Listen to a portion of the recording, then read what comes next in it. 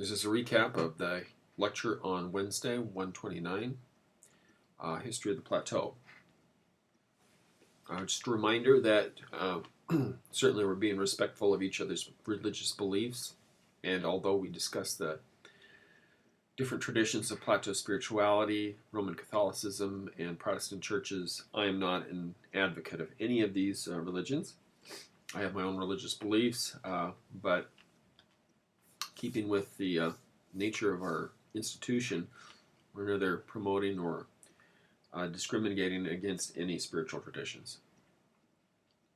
Assignments, you need to read Eugene Hunn's Chapter 3, and then read the following stories. On Monday, we will have a showing of the play Timpanapa, Coyote and Monster. Just a review, quick review of history. There's an overview. There's the pristine plateau culture, the coming of the horse, experience of pestilence, fur trade, missionaries, and treaties. Pristine plateau culture, as Hunn describes it, came after the retreat of the ice sheets about 15,000 years ago.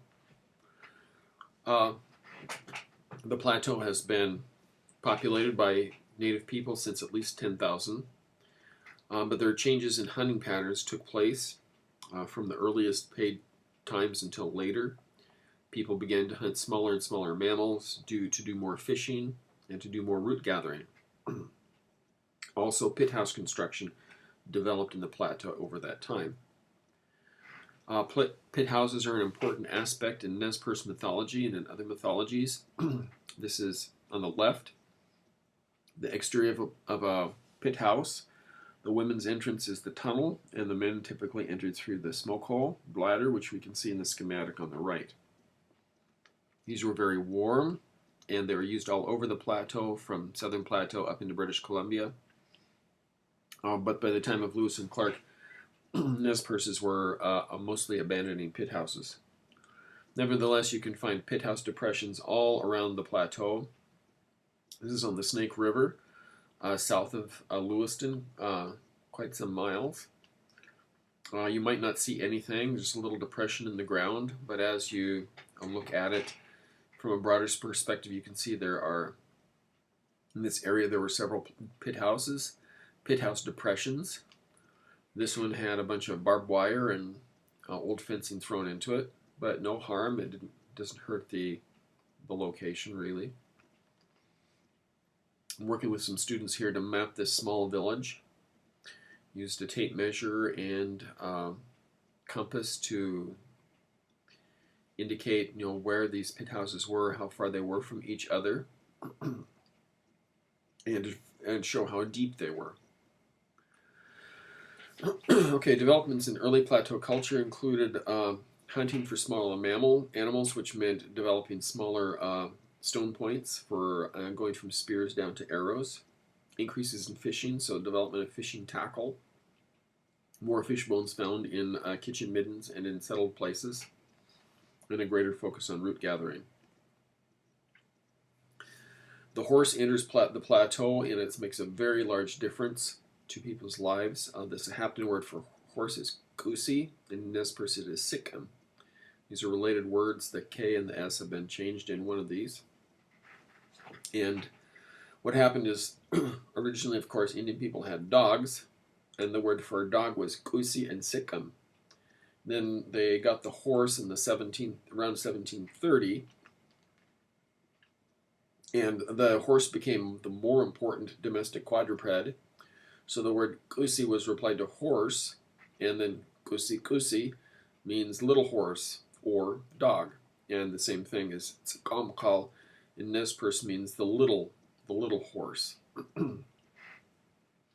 Because of the advent of the horse, people could go to buffalo country and get buffalo. So there are these two antonyms. Atnain, low country, Atnainu, people who stay in the low country. Kusain and Kusenu, buffalo country goers.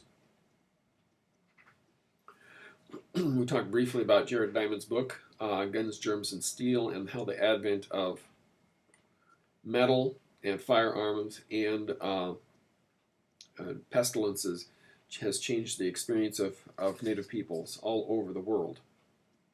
And this certainly happened in the plateau. People here were not resistant to malaria, smallpox, or influenza. So when these diseases were brought to this area by white people, it had a very profound effect on Native people who were living here. The population was reduced in very great measure. The disease swept through in these different time periods here, 1770s. So, and when Lewis and Clark came through in 1805-06, they saw people who had suffered from the smallpox 30 years previously. The 1824, 25, and 31, 37 plagues are particularly associated with the Cayuse people and around the Whitman mission at Fort Walla Walla. And this is what led to the attacks on the missionaries at Fort Walla Walla. People had experienced these many, many settlers and missionaries coming there, in fact being brought there by the Whitmans. And so they interpreted this with great justification as an attack on them, and the idea that, as Smohala said, the Whitman had brought a jar of poison back with him from the east, opened it, and this killed the Indian people. There's also the fur trade and explorers, and unlike the settlers, the fur traders were dependent upon the Indians for horses and food and supplies. So the British and the American fur traders were competing with each other, the Northwest Company and the Hudson Bay Company against Astor's Company from New York. And so they wanted to cooperate with the Indian people, and they did. They also brought in some exposure to Catholicism. Iroquoians who were married to Indian people. Iroquoian fur traders moved in and intermarried with Salish people in northern Idaho and Montana. Subsequently, there are the treaties that happened in 1855, 1863, and then followed by the Nez Perce War and the Dawes Severalty Act, which had its impact on the Nez Perces in the early 1890s. On Monday, we will spend more time talking about the impact of the missionaries, and but these are some of the important dates in those times. That is the conclusion of our lecture summary for today.